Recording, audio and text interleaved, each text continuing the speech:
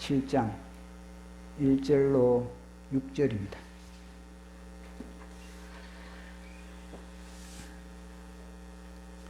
다니엘서 7장 1절로 6절.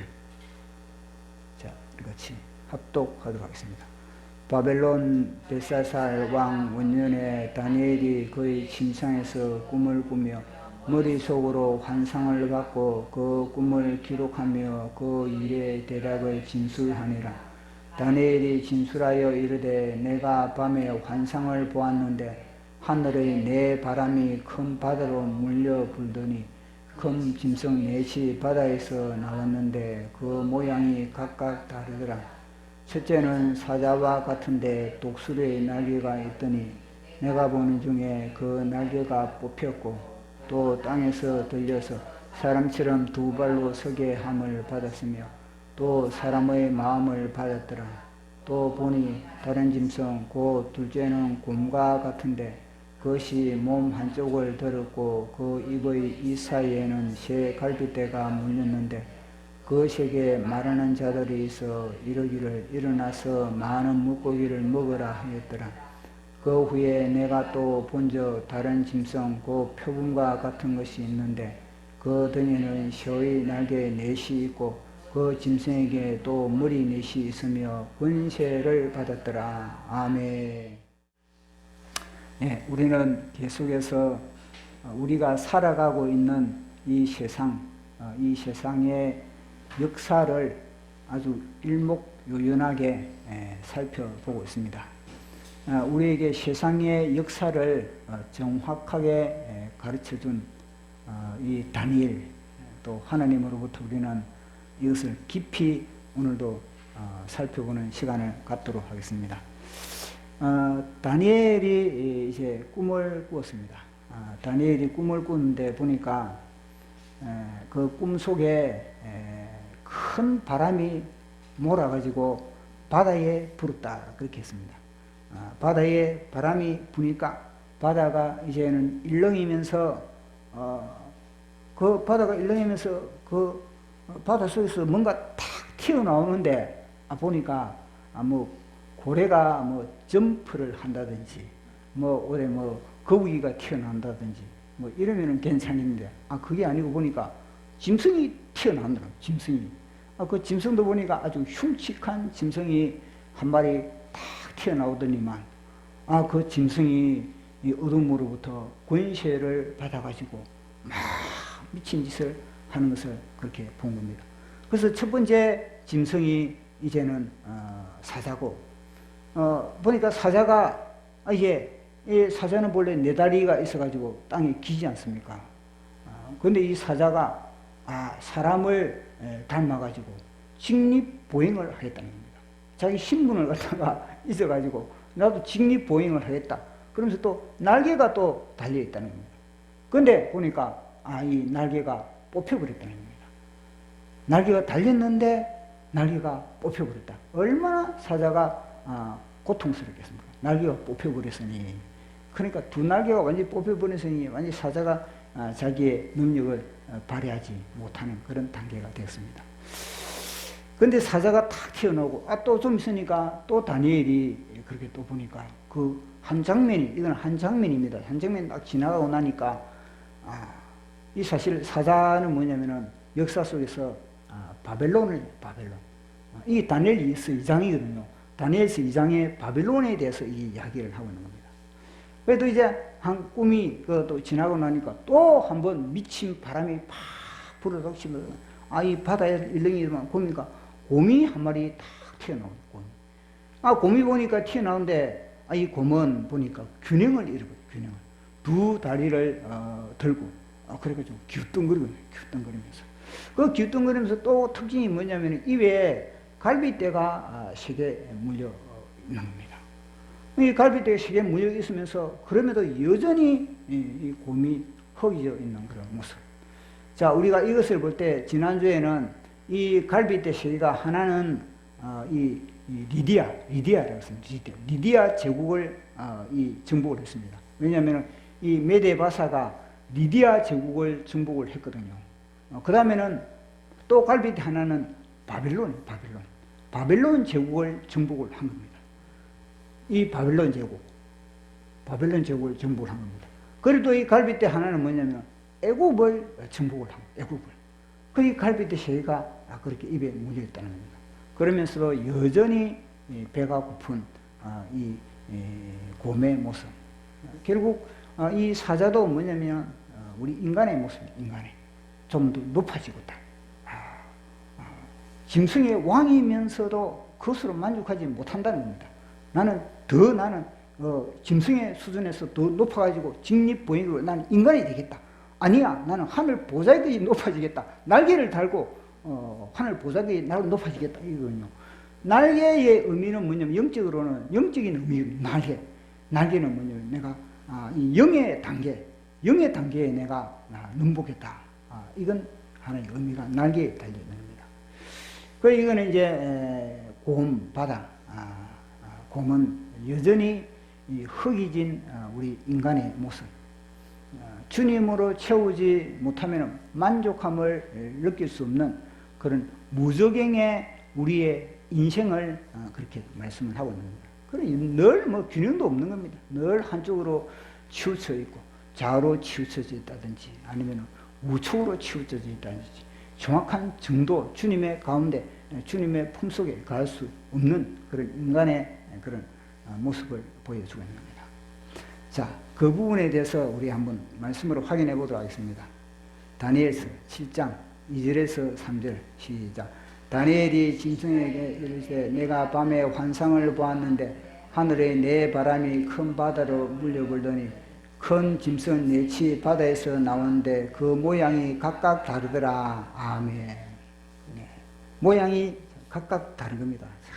오늘 핵심이 오늘 핵심 요거 표범이고 이 요거에 대해서 오늘 이야기를 하려고 합니다. 집중적으로.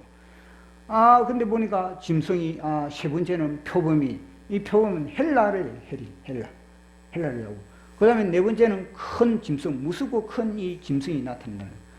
그리고 이 짐승은 이제 로마와 그 마지막 우리가 지금 이때 살아가고 있는 이때 로마와 그리고 그 마지막 열불의 나라 시대에 우리가 살아가고 있습니다. 결국 이 세상의 역사는 뭐냐면 짐승의 역사, 우상의 역사라는 겁니다. 요한계시록에 보면요, 이 짐승이 뭐냐면 모든 사람들을 갖다 짐승화시킨 짐승화로 시켰다. 하나님의 성령의 도장을 찍느냐, 짐승의 도장을 찍느냐, 사실 이 싸움이거든요. 이 싸움을 지금 이 세상은 지금 하고 있는 겁니다. 그래서 이 하나님의 나라, 우리 하나님의 나라, 돌의 나라, 우리가 돌의 나라, 이 보석의 나라에 속하느냐, 인자 대신 예수 그리스도에게 속하느냐, 아니면 짐승에게 속하느냐, 이 싸움이거든요. 그 짐승은 끊임없이 우리를 자기 소유로, 인간을 갖다 자기 소유로 삼으려고 끊임없이 우리에게 666을 치대는 그런 일이 벌어진다는 겁니다. 자, 우리 계시록으로 확인해 보도록 하겠습니다. 계시록 13장 16절에서 18절까지 시작. 그가 모든 자, 작은 자나 큰 자나 부자나 가난한 자나 자유인이나 종들에게 그 오른손이나 이마에게 표를 받게 하고 누구든지 이 표를 가진 자 외에는 매매를 못하게 하니 이 표는 곧 짐승의 이름이니 그 이름의 수라. 지혜가 여기 있으니 총명한 자는 그 짐승의 수를 세어보라. 그것은 사람의 수니 그의 수는 666이라. 아멘. 끊임없이 이들은요 우리에게 선악과를 먹이고 있답니다. 입에 666 치는 게 이 자체가 뭐냐면 하나의 이것도 선악과입니다. 선악과. 보기에는 666을 통해서 우리 몸의 모든 질병을 다 아무리 우리에게 엑스레이, MRI를 통해서 캐치해내지 못하는 그런 모든 질병들도 다 666 그걸 통해서 다 포착을 해가지고 건강하게 해준다. 더 너희들을 갖다가 100세 이상, 120세, 130세까지 너희들이 행복하게 해준다. 이러면서 이 666을 찍어내는 거거든요. 그리고 다, 너희들 신분증도 가끔 가다 보면은 이럴 때가 있지 않느냐. 그 신분증, 아마 아예 몸에 넣으면 더 편하지 않느냐. 그러면서 편리를 그렇게 우리에게 제공한다는 그런 미명하에 그게 바로 선악과거든요. 보기에는 좋고, 먹음직하고, 뭔가 지혜롭고, 야, 저거 소유하면은 뭔가 좀 높은 단계의 질적인 높은 그런 삶을 살아야겠다. 그런 착각을 주게 되는 것이 바로 육류이지 않습니까? 이 짐승들이 다 여기도 마찬가지. 여기도 한편으로는 강력하게 우리를 갖다 삼키려고 하지만 한편은 또 뭐냐면요, 유혹을 통해서, 유혹과 트릭을 통해서, 여기서도 선악과 여기서도 마찬가지다.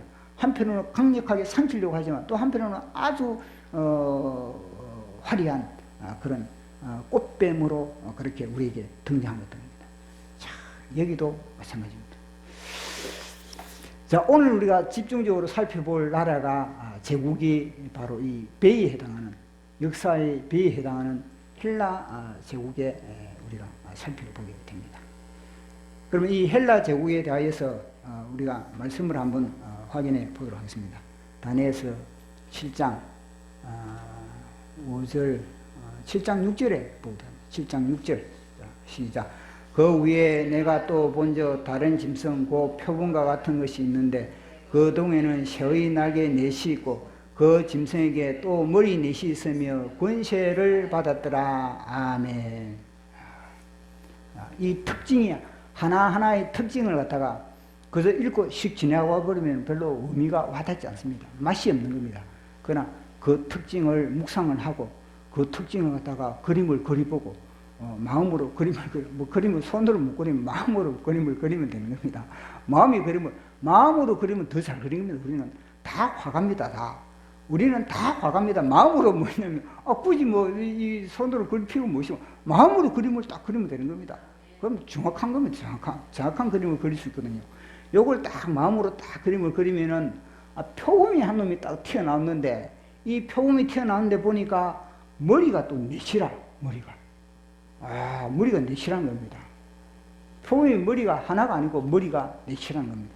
그리고 또 이 표범의 특징이 뭐냐면요, 등에 날개가 있는데 이 날개가 또 4개가 있다. 그렇게 되어 있는 겁니다.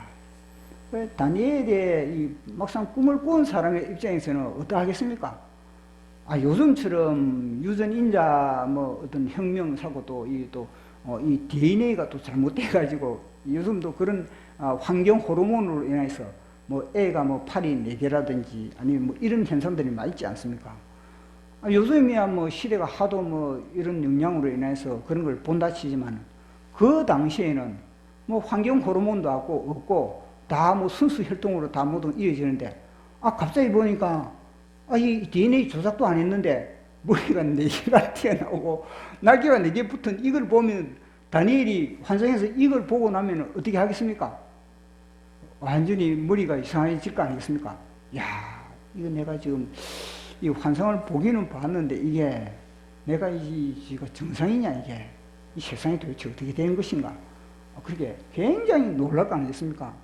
아마 진땀이 날 정도로 그렇게 했을 겁니다. 그렇게 딱 보니까 머리가 이 딱 4개의 하나의 표범의 날개를 달았다. 그렇게 되어 있는 겁니다. 이건 뭘 상징을 하냐면요, 알렉산더 대왕, 헬라 제국의 알렉산더 대왕을 이야기해 줍니다. 알렉산더 대왕이 딱 왕위에 나이 20살 때 이제 왕위에 등극을 하는 겁니다. 나이 20살 때 왕위에 등극을 해가지고 이 알렉산더가 얼마나 먹여 삼키는지 이 표범의 그 발빠름으로 표범의 그 날렵함으로 완전히 저 아시아와 저 유럽 대륙을 삼키는데 이 보통 삼키는 게 아니라는 겁니다. 자, 그림을 제가 한번 보도록 하겠습니다. 자, 그림 한번 보도록 하겠습니다. 알렉산더가 삼킨 제국입니다. 여기서 시작했는데 알렉산더가 여기 있어요. 마케도니아 이적이거든요. 마케도니아 이적입니다. 여기는 우리가 잘 알고 있는 그림입니다. 이 그림은 데살로니카도 여기 있고 이 바로 저 사도 바울이 교회를 지은 그 지역이거든요. 그 지역에서 뭐냐면요, 완전히 다 삼켜버린 일로 여기서부터 이스라엘 땅도 삼키고 그 다음에는 이 다 페르시아 땅이거든요. 페르시아 땅을 갖다가 메데바사 페르시아 땅을 갖다가 곰을 삼켜버린 겁니다. 완전히 이 다 삼켜버린 땅이 바로 인 겁니다. 대단하지 않습니까? 무려 10여 년 만에, 한 10년 만에 알렉산더 33살에 죽었는데, 그 33살 죽을 때, 여기서 그렇게 다 그렇게 정복을 다 그렇게 한 겁니다. 대단하지 않습니까? 그만큼 알렉산더가 표범처럼, 표범이 얼마나 마치 날개가 달린 듯 그 표범의 속력은 대단한 겁니다. 그처럼 알렉산더는 빠른 기동력을 가지고 이 아시아 지역을 다 삼켜버립니다. 그걸 갖다가 표범으로 그렇게 상징을 하고 있습니다. 근데 이 알렉산더가 뭐냐면요. 알렉산더는 그러면은 어떤 영향력을 끼쳤는가? 이 알렉산더의 스승은 누구냐면 아리스토텔레스입니다. 아리스토텔레스, 철학자 아리스토텔레스입니다.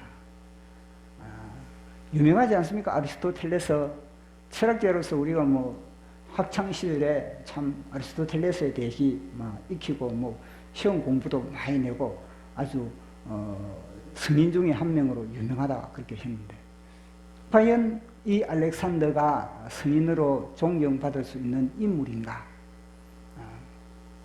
세상의 모든 문화 속에 이걸 보면요, 그거는 정당하게 보이게 될 수 있습니다. 알렉산더가 영향을 미친 것은 다름 아니라 이 전 지역을 갖다가, 아시아 전 지역을 갖다가, 유럽과 아시아 전 지역을 갖다가 먹여 삼키되 자신이 아리스토텔레스로부터 공부를 받고 수학을 받고, 그러므로 말미암아 아리스토텔레스로부터 배운 사상, 철학, 문학, 모든 그런 문화, 그걸 갖다가 퍼뜨린 겁니다. 날개, 이 날개 보세요, 날개. 날개의 의미가 무엇이겠습니까? 날개의 의미는 영적인 단계, 영적인 우리 눈에 보이지 않는 단계를 갖다가 알렉산더는 넘봤다는 겁니다. 이 날개는 바로 정신세계, 정신세계. 육체의 세계가 아니고, 눈에 보이는 육체 세계가 아니고 눈에 보이는 정신세계, 정신세계, 영의 세계, 영의 세계까지 알렉산더가 점령을, 인간의 영의 세계까지, 인간의 정신세계까지 알렉산더가 점령을 했다는 겁니다. 그게 중요한 겁니다.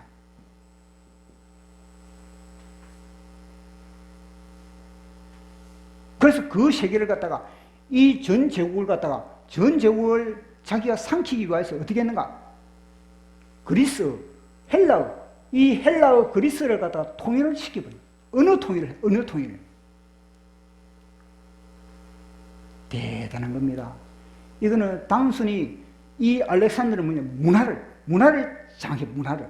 우리 인간의 문화 있죠, 문화. 우리는 공기와 같은 문화를 우리는 떠나서는 살아갈 수가 없는 겁니다. 어떤 문화 속에, 불교 문화 속에 들어가면요, 그 사람 불교화가, 영이 불교화, 정신이 불교 세상으로 들어가. 유교의 세상에 태어나면 정신이 유교화가 되어버리고 그 영이 유교화가 되어버리는 겁니다. 놀라면 얼마나 수준이 높은지, 이거 묵상하면요, 이거는요, 잽도 안 되는, 이것들이 잽도 안 되는 겁니다. 얼마나 대단한 거예요. 하나님의 영역, 영의 세계까지 뭐냐면요, 침범을 하는 겁니다. 은우, 보십시오. 이 은우 자체가요, 얼마나 막강한 파워를 가지고 있습니까? 단순히 뭐냐면 하나의 문화, 단순히 그 뭐냐면 한 나라의 그 문화를 갖다가, 이 나라 문화는 이 나라, 이스라엘의 문화는 이스라엘의 문화, 애굽의 문화는 애굽의 문화, 뭐 바빌론의 문화는 바빌론 문화, 그 문화를 놔둔 것이 아니라 그 문화를 전체를 뭐냐면요, 하나로 통일을 시켜버린 겁니다. 어느 통일을 시켜버린 겁니다. 헬라 문화의 특징은 뭐냐면요, 헬라 문화의 특징은 인간 중심.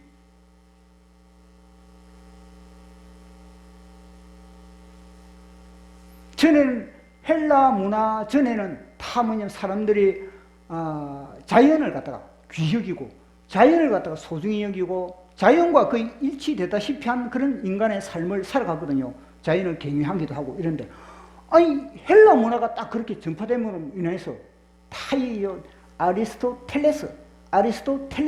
그러나 하나님의 영역에서 딱 볼 때는요, 이 아리스토텔레스는요, 신의 영역을 갖다가, 하늘의 영역을, 하늘의 모든 것을 갖다가 다 차단시켜버린 문화로서 뭐냐, 문화로서 점령을 해버린 겁니다. 문화가 겁나거든요, 이게. 보통 이게 파워가 있는 것이 아닌 겁니다, 문화가. 그래서 인간 중심의 생각을 하게 만들고, 그러다 보니까 뭐냐면요, 이 헬라화가 된 나라는, 헬라화가 된 나라는 뭐냐면, 모든 것이 뭐냐, 이성이에요, 이성, 합리성, 그 다음 또 이 논리성, 이런 것들을 알면요, 안 믿는 겁니다. 이런 것들을 알면 받아들이지 않는 겁니다. 거기 보십시오. 얼마나 하나님의 나라와 대적을 하는 거예요. 하나님의 나라와 대적하는 게 바로 이성, 내 이성에 맞아야 되는 거예요. 내 합리성에 맞아야 되는 겁니다. 내 논리성에 맞아야 되는 거예요. 여기에 무슨 믿음이 들어가 있습니까? 영의 세계의 믿음을 다 차단시켜버린 것이 바로 헬라 문화인 겁니다. 아리스토텔레스, 인간 중심, 그 인간 중심의 모든 사람들이 자연을 바라보고 또 하나님을 또 신을 바라보고, 이게 아니라 이제는요, 인간 중심으로 막 이름을 통해 헬라 이 문화를 통해서 이제는 사람들이 과학을 발전시키고, 그러다 보니까 결국은요, 과학이 발전되면 어떻겠습니까? 이익이 있죠. 이익이 과학을 통해서 우리에게 이익을 줍니다. 그러나 결국은 뭐냐면요, 하나님도 분석하려고. 하나님이 분석이 됩니까? 하나님이 연구가 됩니까? 하나님을 실험실에서 어떻게 연구가 됩니까? 그래서 하나님은 없다. 이렇게. 결국 뭐냐면요, 인간 중심, 이것을 통해서 인본주의, 이 강력한 인본주의. 아리스토텔레스, 인본주의로, 철학이 결국에 뭐가 있습니까? 철학이 결국은 허물이에요. 그 허물을 메꾸기 위해서 온갖 세상의 쾌락을, 온갖 눈에 보이는 것에 민감한 겁니다. 이 헬라 철학이 결국은 뭐냐면요, 이 시대에 눈에 보이는 것들, 가시화되는 것들, 비전, 이 눈에 보이는 것들 있지 않습니까? 그런 것들에 주목하게 만드는 겁니다.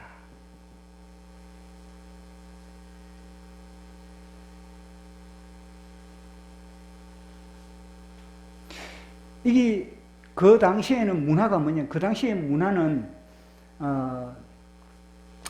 거의 조화, 균형 이런 문화였는데, 이 당시의 문화는 거의 감각적인 거. 그게 와닿아야 돼. 감각적으로 만지는 그런 감각이 있어야 되고, 그리고 뭐냐면 쾌락적이고,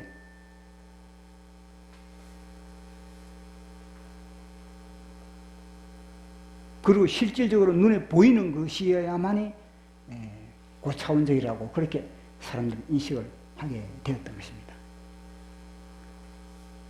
그래서 전 세계의 문화를 갖다가 이 아리스토텔레스를 통해서 문화를 갖다가 그렇게 풀트는 겁니다. 그런데 이 날개가 4개고 머리가 4개이지 않습니까? 이 4개는 뭐냐면 맨 이 마게도니아 지역에는 카산드, 아까 이거 보니 이 알렉산더가 일찍 죽었거든요. 33살에 죽은 겁니다. 33살에 정복 활동을 하다가 자기 고향이 여기인데 자기 고향에 돌아오지도 못하고 이 알렉산더 이 코스가 뭐냐면 정복 코스입니다. 이 화살표가 다 이 정복 코스인데 자기 고향에 돌아오지 못하고 바빌론에서 죽은 바빌론에서. 근데 이 땅을 누가 차지했느냐? 이게 바로 카산더. 자기 부하 중에 한 사람이 카산더 장군이 이걸 차지한 겁니다. 그 다음에 이 땅은 누가 차지했느냐? 그럼 리스마커스가 이 땅을 그렇게 차지한 겁니다. 이 땅은 셀주커스, 이 넓은 땅입니다. 이 넓은 땅, 셀주커스. 여기는 뭐냐면 포톨레미. 그럼 머리가 4개. 하나, 둘, 셋, 넷. 머리가 4개이지 않습니까? 그 지도도 뭐냐면 아주 색깔 있게 딱 그렇게 구분을 해 놓고 있는 겁니다. 그러니까 이 머리가 4개. 그 머리가 4개, 머리가 하나도 복잡한데. 머리가 우리가 하나도 복잡한데 머리가 4개면 어떻게 되겠습니까? 그 머리 4개가 뭐 일치가 되겠습니까? 그 일치가 안 되는 겁니다. 이 4개가. 4개가 일치가 안 되고 서로 잡아먹으려고 으르렁거리면서 그렇게 했다는 거예요. 결국은 뭐냐면 이 두 나라는 나라는 사라지고 결국 뭐냐 여기와 여기 포톨레미 아프리카의 포톨레미와 그리고 이 아시아의 이 셀주크스 이 두 세력이 두 왕이 이제는 격전을 벌이게 되는 겁니다. 이 당시에 그러면 우리가 살펴볼 게 뭐냐면 중요한 게 이스라엘에 대해서 살펴봐야 되지 않습니까? 그럼 이스라엘은 어느 상황이었는가? 이스라엘은 이들이요 이제 바빌론에서 포로로서 이제 온 겁니다. 바빌론에서 포로로서 이제 고향의 땅을 밟았습니다. 고향의 땅을 밟으면서 남들 그들이 성전을 짓고 하나님을 경외하고 그리고 하나님께 예배드리면서 그렇게 생활을 했던 겁니다. 근데 그것이 시간이 점점 가니까 결국 뭐냐면 타승에 들어가지고 바벨론의 포로로 잡히기 전에 그 모습으로 사람들이 다 타락을 해버린 겁니다. 그 내용이 결국은 말라기서까지 가거든요. 말라기서 이후에 이 헬라화가 말라기서 이후에 바로 이 헬라화가 그렇게 진행됐거든요. 그럼 말라기서까지 가서 결국은요 하나님이 이제는 그들에게 더 이상 말씀을 할 수가 없는 더 이상 그들에게 어떤 너희들이 죄를 지적할 수도 없고 더 이상 그들에게 회개하라고 할 수도 없고 더 이상 그들에게 비전을 보여줄 수도 없는 하나님의 침묵의 단계 이스라엘 백성들에게 하나님께 철저히 침묵을 했다는 거예요.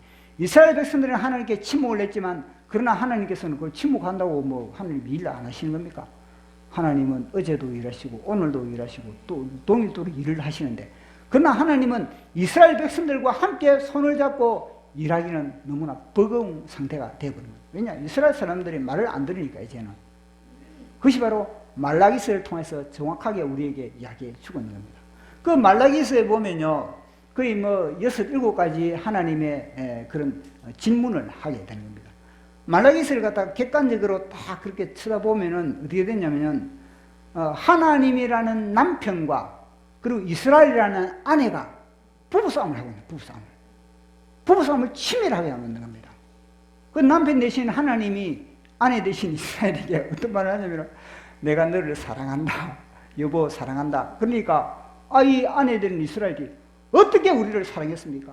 어떻게 우리를 사랑했냐고. 아니 사랑하면은 좀 더 월급도 많이 받아오고 좀 더 나에게 편안하게 해주고 좀 손에 물 안 묻히고 이래 해줘야지. 어떻게 사랑했냐고. 대드는 겁니다. 그러니까 하나님이 뭐냐면요. 기가 막 할 말을 잃어버린 겁니다.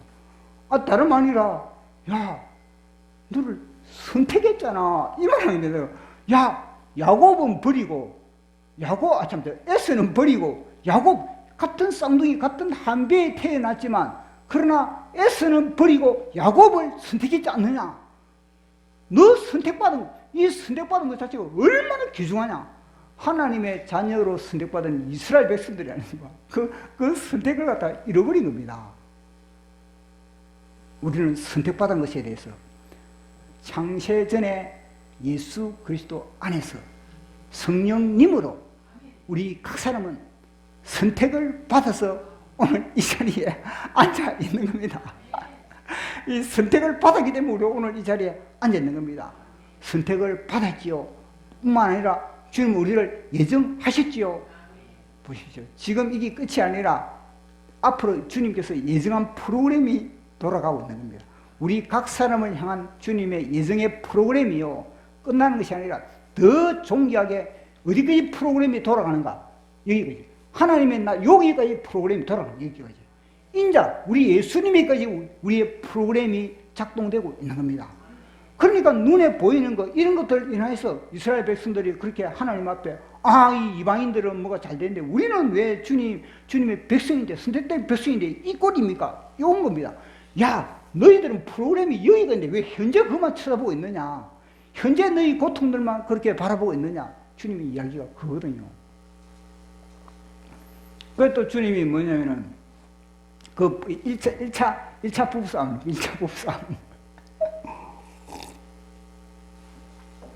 이스라엘 백성들과 하나님과 1차 부부싸움. 부부싸움 뭐 1차만 하겠습니까? 2차 부부싸움은 뭐냐면 하나님이 야 너희들은 나를 공경하지도 않고 나를 경외하지도 않니? 그 어찌된 판이냐? 그러니까 이스라엘 백성들 아니 어떻게 공경하지도 않고 어떻게 그렇게 경외하지도 않았습니까? 아 그렇게 이야기를 하는 겁니다. 그러니까 하나님이 또 지적할 때 어떻게 지적? 야 너희들이 나에게 예배 드린다고 너희들에게 너희들이 짐승 끌고 오고 소 끌고 오고 양 끌고 오는데 보니까 너희들이 좋은 거는 다 뭐냐면 그 상품들은 다 자기 집에 두고 그중에 최고 핫바리 흠 있고 절름발이 눈물고 이런 것들 끌고 오고 그런 겁니다. 하나님께. 그러니까 야 그걸 봐라. 그걸 가지고 나를 경외한다고 우리 하느냐? 나 그거 끌고 그걸 갖다가 너희들 그 최고 지도자에게 그걸 갖다가 그거 가져가 봐라. 지도자들이 그걸 받겠느냐? 그처럼 너희들 그렇게 하지 않느냐? 그러면서 두 번째 부부싸움을 그렇게 하게 되는 겁니다. 또 세 번째 부부싸움은 뭐냐면은 야, 너희들 더 이상 너희들 기도를 내가 받을 수가 없다. 기도를 응답받을 수가 없다. 너희들이 기도를 많이 하는데 그러나 그 기도에 내가 호주머니를 풀려고 그래도 내가 호주머니를 풀 수가 없다. 나는 너희들보다 더 간절하게 내 호주머니 지갑을 내 지금 열고 싶은데 못 열겠다는 겁니다. 그래 어쩜입니까? 왜 못 열립니까? 이런 겁니다. 그러니까 하나님이 하시는 말씀이 뭐냐면은 야, 너 아내 봐라, 아내. 야, 아내를 사랑하지도 않고 너 지금 세컨드 있잖아, 세컨드. 너 다른 아내와 너 바람 피우면서 나에게 와가지고 주여 나에게 은혜 주십시오 이렇게 하느냐? 아내를 사랑하는 아내도 사랑하지도 못하고 아내를 기우기도 못하면서 바람 피우면서 너 그렇게 어떻게 내인데 그렇게 오느냐? 그런 지적을 하고 있는 겁니다. 그리고 또 뭐냐면 야, 너희들이 말을 통해서 너희들이 나를 괴롭게 하고 있다. 너희들이 하나님이 어디 계시느냐? 과연 하나님이 공평한가? 그에 대해서 그들이 의문을 가지고 막 그렇게 하나님을 의심하고 있다는 겁니다. 아니 가만 보니까 세상 사람들은 다 그렇게 빛과 번쩍하게 잘 진행하는데 왜 믿는 우리는 이렇게 쪼달리는가? 그러면서 과연 하나님이 공평한가? 아니야. 뭔가 하나님이 치우침이 있어. 그렇게 의심을 하게 되는 겁니다. 그러니까 하나님이 그 소리를 들으면서 그것이 뭐냐면요. 하나님에게는 너무나 고통스럽다. 그렇게 이야기를 하는 겁니다. 하나님이 공평하시냐? 하나님이 우리 의인들을 별로 그렇게 귀히 여기지 않은가 보다. 이것이 뭐냐면 하나님의 입장에서는 그것이 고통이라는 고통. 그러면서 부부싸움을 그렇게 하게 됩니다. 그러면서 야 너희들 나의 규례를 지키라. 그리고 나에게 돌아오라. 그러니까 그들이 아니 어떻게 우리가 주님의 규례를 지키지 않았습니까? 우리가 어떻게 주님께 안 돌아갔단 말이야. 우리 지금 주님께 돌아가고 있는데. 그러니까 이제는 주님이 예물에 대해서 11조 그리고 헌물 그 부분 너희들 정확하게 하라. 그렇게 또 이야기를 하고 있는 겁니다. 또 뿐만 아니라 마지막에는 뭐냐면은 야 너희들이 악한 말로 나를 대적한다. 악한 말로 나를 대적한다. 아니 우리가 어떻게 주님을 대적합니까? 그렇게 하니까 이들이 이야기하는 겁니다. 야 우리가 하나님을 섬겨도 이거는 헛되다. 이거 완전히 헛된 거다 이거. 차라리 우리가 하나님 지금까지 하나님 섬기면서 그렇게 했던 거 다 이게 완전히 다 엉터리네. 우리가 그 시간 우리가 하나님께 정성들던 그걸 갖다 세상에 우리가 투입을 했다면 세상에 우리가 노력을 하고 세상을 위해서 우리가 했다면 우리가 잘 될 건데 그래서 본전 생각난다. 이렇게 나가는 겁니다. 그렇게 했을 때 하나님이 그것이 나를 대적하는 거다. 그렇게 이야기를 하고 있습니다. 자, 우리 말라기서를 한번 볼까요? 말라기서 한번 보도록 하겠습니다. 말라기서 3장 13절에서 15절까지 시작.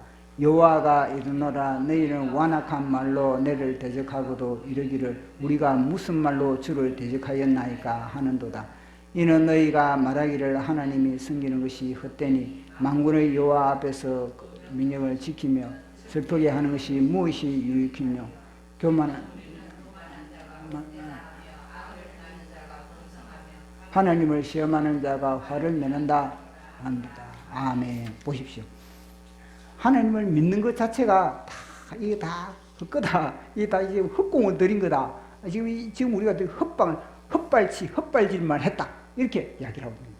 그러니까 하나님의 입장에서는 이제요, 이거 안 되겠다. 어떻게 이거 내가 이들을 갖다가 내가 살아 역사한다는 걸 갖다가 내가 믿음을 공급해 주지. 그러면서 400년 동안에 그 이후에 말라기 이후에 400년 동안에 하나님이 침묵을 하십니다. 하나님의 고민이 들어간다. 하나님의 고민이.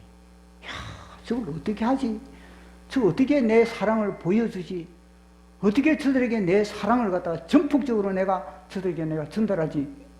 그 기간이 400년 동안이에요. 400년 동안. 그 400년 동안에 하나님이 침묵하는 그 기간 동안에 뭐냐면요, 알렉산더와 그 부하들이 등장합니다. 그 부하들이 등장해가지고 이스라엘 나라를 갖다가 완전히 헬라화 시켜버립니다. 이스라엘. 그러던 하나님을 갖다가 거역했는데 하나님을 귀히 여기지 않았지만은, 근데 결국 뭐냐면 그 결과가 뭐냐면요, 알렉산더 대왕의 헬라 문화가 그 이스라엘 나라를 갖다가 완전히 휩쓸어버린 겁니다.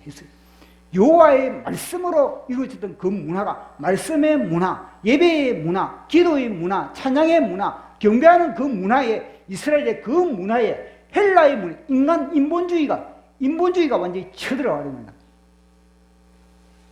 대한민국이다.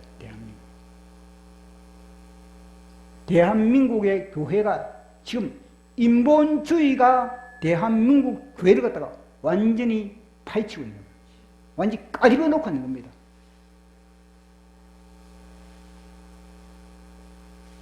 불신의 문화, 주사파의 문화, 모든 문화 전쟁이거든요. 문화 전쟁. 보이지 않는 총칼입니다. 보이지 않는 탄환이 날아다니고 있는 겁니다. 보이지 않는 그 총알들이 우리 자식들에게 날아들고 있는 겁니다. 우리 집 사람들에게, 우리 가까운 사람들에게 총알들이 다 문화로 갖다가 점령을 해버리고, 하나님을 갖다가, 하나님의 나라를 다 차단시켜버린 겁니다. 그리고 이스라엘 나라들이 하나님을 갖다가 그렇게 하니까 이스라엘 나라에 완전히 헬라화가 되었는데, 이제는 뭐냐면 이게 헬라화가 돼가지고 하나님의 성전에 특징이 뭐냐면요, 셀주크스, 이 에피파네스, 셀주크스, 아까 그 지도에 보면은 셀주크스의 에피파네스 사세라고 그 있거든요. 그 사람이 뭐냐면, 나는 신의 현현이다. 신의 현현. 그 뭐냐면, 나는 신이 성육화됐다. 이 말, 성육화됐다. 이래가지고, 그가 예루살렘 성전에 모든 기문들을 다 드러내고, 그것이 헬라의 물건들을 다 집어넣는 겁니다. 헬라의 우상을 집어넣고, 제우스 상을 세우고, 그리고 뭐냐면요, 할례하지 마라. 주일 지키지 마라. 안식일, 그들이죠. 안식일을 안 지키고, 그들이 하나님의 율법을 갖다가 완전히 불사르고, 이랬으니 어떻게 되겠습니까? 그 나라가, 문화 자체가 완전히 헬라화로, 이스라엘 나라가 헬라화로 되어버린 겁니다. 헬라화로 되어버리다 보니까, 처음에는 남들 갈등이 있겠죠. 그러나 나중에는요, 사람들이 체질로화 되어버려요. 체질로화 되어가지고 뭐냐면요, 지명도 헬라식 이름으로 다 바꿔버립니다. 또 우리나라의 일제 때와 마찬가지입니다. 그래서 헬라식으로 이름도 바뀐 이름도. 우리 신약 성경을 딱 펼쳐보면 헬라식 이름들이 막 등장하지 않습니까? 유대인의 이름도 등장하고 헬라식의 이름도 등장하고, 이름도 다 뭐냐면요, 헬라식으로 이름을 다 바꾸고, 지명도 헬라식으로 이름을 다 바꾸고, 그리고 교육도 헬라식의 교육이 다 되어버린 겁니다. 인간 중심의 헬라 교육이 진행되었던 겁니다.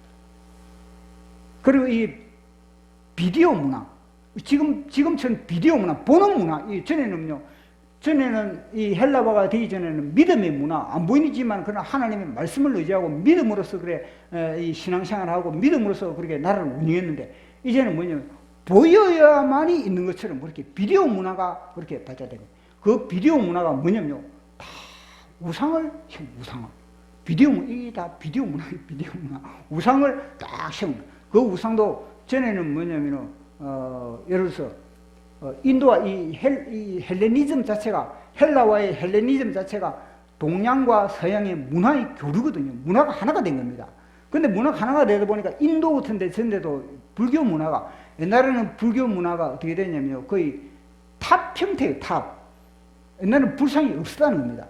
불상이 없었는데 헬라 문화가 됨으로 인해서 뭐냐면요. 불상이 만들어지고, 그 불상이 옛날에는 탑을 만들어도 그 탑 형태가 거의 뭐 조잡한 형태인데, 이 알렉산더로 인해서 헬라어가 되다 보니까 완전히 그 상도 아니습니까? 부처 상도 굉장히 섬세한 겁니다. 굉장히 마치 살아있는 것처럼, 만지는 것처럼. 그림 하나 보여드릴게요. 자, 보십시오. 라오콘상, 이게 헬라 문화의 아주 대표적인 그런 조각상이거든요. 전에는 아주 조잡했는데, 보십시오. 완전히 뱀의 라오콘이라는 그런 아버지가 있고, 그리고 그 두 자녀가 있는데, 뱀이 칭칭 감겨가지고 완전히 그렇게, 이 뱀이거든요. 이 조각상도 뭐냐, 모든 사람들이 거의 나체로거든. 나체의 조각상. 그러니까 거의 본능으로서 사람들을 갖다가 먹여 삼켜버리는 사람들을 갖다가. 그래서 마치 살아있는 것 같지 않습니까? 우리가 지금 볼 때는 이게 왜 그러나, 그 당시에 보면, 그 당시에는 아니습니까? 상이라는 것 자체가 돌멩이 하나 나고 뭐 이런 건데, 얼마나 섬세합니까? 진짜 살아있는 것 같지 않습니까? 비디오 문화. 그래, 이 당시에 젊은 애들이, 보십시오. 젊은 애들이, 맨날 이런 것도 못 보던 것들이, 지금 애들이 비디오에 막 정신이 빠진 것처럼, 그 당시에 그렇게 젊은 애들이 그렇게 빠질 수밖에 없는 그런 상태입니다. 그것도 그들이 운동 경기를 해도 그래. 운동 경기를 해도 어떤 운동 경기를 하냐? 그러면요, 전에는 뭐냐면요, 아주 그렇게 유니폼을 입고, 그렇게 운동 경기를 하는데, 이 운동 경기를 할 때는 뭐냐면요, 완전히 나체로 운동 경기를 하는 겁니다. 운동 경기를.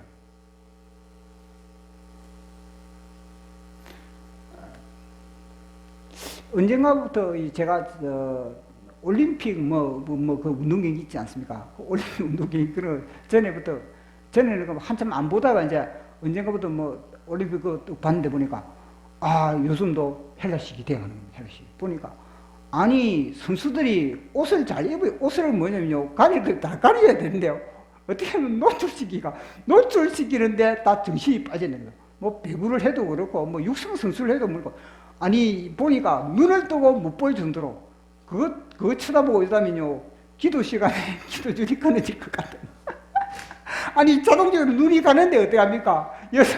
여자가 빨갛고 가가지고 운동을 하는데, 눈이 자동적으로 가면은, 그럼 나는 기도할 때, 어떻게 했습니까? 기도할 때, 그게 떠오르는데. 주여, 보일러서 집어주시. 목사도 그러는데, 세상 사람들 어떻게 하겠습니까? 자연스럽게 받아들이는 겁니다. 그리고 그러면 태평문화. 인간 중심의 태평문화가 바로 헬라 문화가 되어버린 겁니다. 그런 이스라엘 나라도 그렇게 됐을 때, 근데 그 중에서 우리의 이 히브리 문화, 하나님의 문화를 지켜야 되겠다는 소수의 사람들이 있었던 겁니다. 그 소수의 사람들이 이제는 모디임이라는 사람들이 있습니다. 모디임이라는 그런 지역에 그렇게 사람이 있었는데, 그 사람이 누구냐면요, 마따디아라는 이 사람이 지방 제사장이거든요. 지방 제사장인데, 그 밑에 이 마따디아라는 이분의 5명의 자녀가 있습니다. 5명의 자녀와 함께 이 마따디아가 의분을 일으킵니다. 자기가 지방 하나의 그런 자기 구역에 그렇게 예배를 진짜 드리고 있는데, 이 헬라 장관과 함께 헬라의 파견된 장관하고, 그리고 또 헬라식에 물들어 있는 그런 사람이 와가지고 뭐냐면요, 그래 돼지 피를 가지고 우리가 예배를 드리려고 하는 겁니다. 그러다 보니까 이 마따디아가 열불이 나는 겁니다. 열불이 나가지고 자신이 가지고 있는 칼을 가지고 빼가지고 이들은 목을 쳐. 헬라 지방 장군, 헬라의 파견된 공무원의 목도 쳐버리고, 그리고 헬라식의 문화에 찌들리는 그런 사람도 목을 쳐버리고 죽여버리고, 그리고 죽여버려가지고 결국 이 5명의 아들과 함께 이제는 광야로 가지고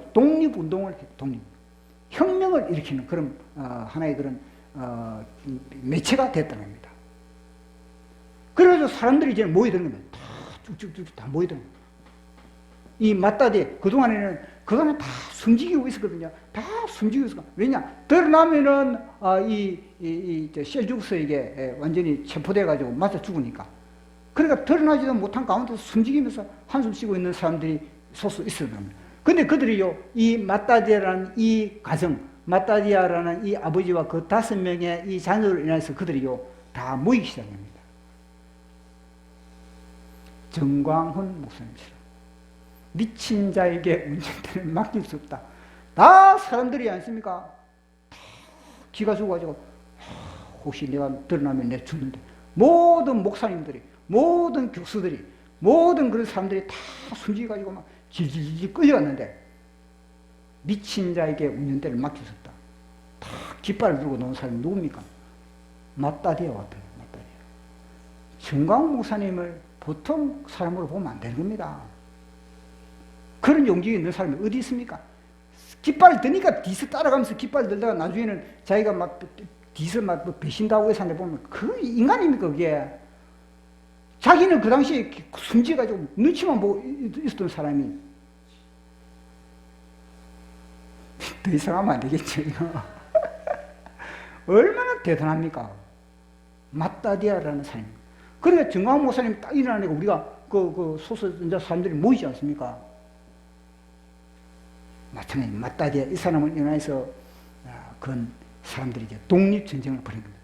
그래서 사람들이 다 모여가지고 하나님이 그들에게 힘을 주는 하나님이 얼마나 따뜻하고 하늘에서 볼 때는 야 누가 하나 일어나야 되는데 누가 하나 의분을 가지고 일어나야 되는데 우리 그 있지 않습니까? 비나서 젊은 비나서가 그 당시에 모압 여인과 함께 그렇게 음란으로 인해서 완전히 이스라엘의 그 진영이 완전히 연명을 해서 거의 다 죽을 갈 판이거든요. 하나님이 징계를 내린 겁니다. 모압 여인과 함께 그렇게 이 음행을 하는 모압의 그 우상 앞에 절을 하고 모압이 그것도 문화입니다, 문화. 이스라엘 백성들이 출애굽을 해가지고 광야에서 거의 40년 동안에 그 40년 다 문화의 차단이거든요. 하늘의 문화, 말씀의 문화만 그들이요 습득한 겁니다. 그런데 그들이요 애굽의 모압의 그 문화를 접하다 보니까 모압의 문화가 뭐냐면 그들이 우상 앞에 절하면서 그들이요 섹스를 하고 섹스를. 그걸 보면서 이스라엘 백성들이 뭐냐 눈이 휘둥그레 져버린 거예요. 그 문화에 빨려 들어가 버린 거예요.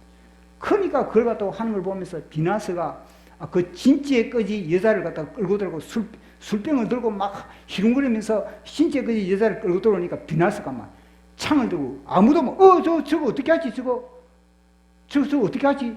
왜냐 그 사람이 어떤 두링의 아들인가 두링의 자녀가 그러거든요. 감히 손 못 대고 있는데 이 비나스가 뭐냐면 창을 들고 가지고 완전히 그 남자와 여자의 옆구리를 찔러가지고 꼬지를 꼬지를 만들었을 때 주님이 뭐냐면요 내 진노의 질투로 인해서 이 비나스가 질투를 했다. 그러면서 비나스에 대해서 얼마나 내가 평화의 언약을 주면서 비나스를 내가 평생 내 인생 보상해주마. 너희 가문을 내가 보상해주마. 그렇게 했거든요. 그 비나스의 의분처럼 마따디아도 그렇게 했다는 거예요. 그러니까 마따디아에게 하나님이 힘주고 그 자녀에게 힘주고 능력 주고 그래가지고 독립전쟁을 벌여가지고 결국 그 엄청난 제국과 독립전쟁을 벌였다는 거예요. 그건 뭐 골리앗과 다윗과의 싸움인 겁니다.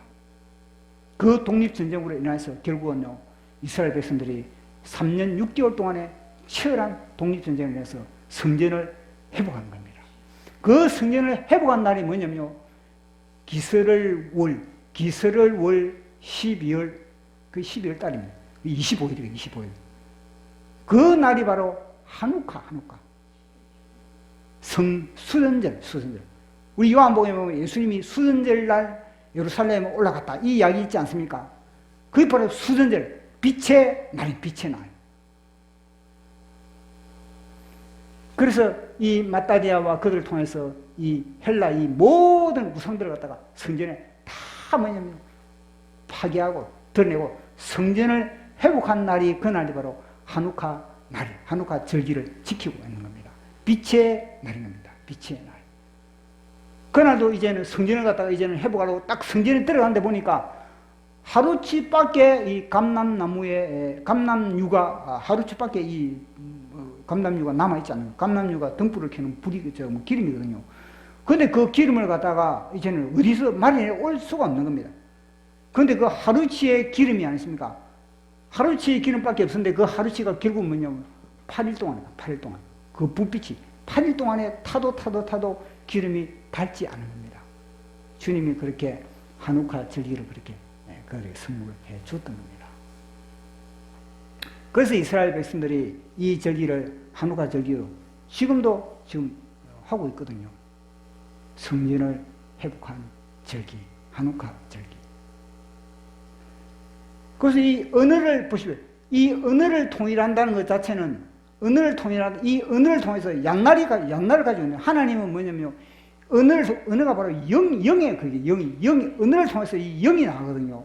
그러니까 보십시오. 알렉산더가 이 언어를 통일했다는 것 자체는, 이게 뭐냐면요, 하나님을 대적하면서 완전히 집단적으로 이 문화 통일하는 거예요. 지금, 무엇입니까? 전 세계를 지금 통합시키려고 하지 않습니까? 종교 통합, 그 다음에 화폐 통합, 경제 통합, 이 모든 통합들이 있지 않습니까? 그 통합, 이미 뭐냐면 여기서 영향을 다 받은 겁니다. 다 헬라의 알렉산더의 이 문화를 지금, 이게 다 영향을 다 받고 있는 겁니다. 지금 이 시대 문화가. 그러니 얼마나 막강한 겁니다.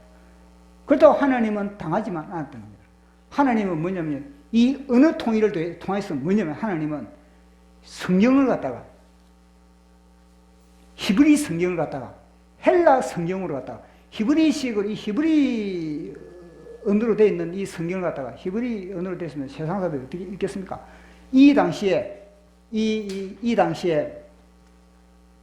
헬라 시대 이 당시에 어떻게 하냐면, 주님은요, 이 성경을 갖다가 헬라식으로 모든 사람들이 다 읽을 수 있는 헬라식으로 다 번역을 시켜버린 겁니다. 하나님은 또 가만히 있지 않았다는 것. 아무리 사단이 자기 문화를 가지고 사람들을 갖다 삼키려 하도록 하나님은 그걸 갖다 역이용하셨다는 것을 우리에게 말씀을 하고 있는 겁니다.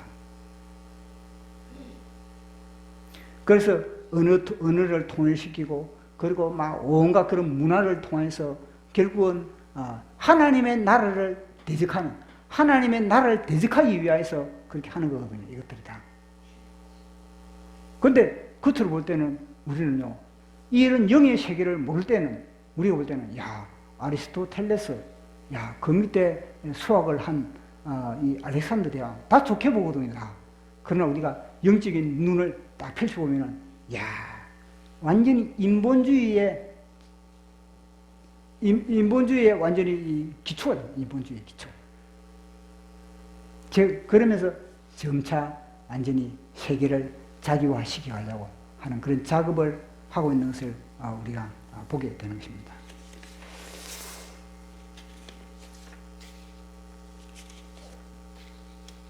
자, 우리 마지막 말씀 하나 보도록 하겠습니다.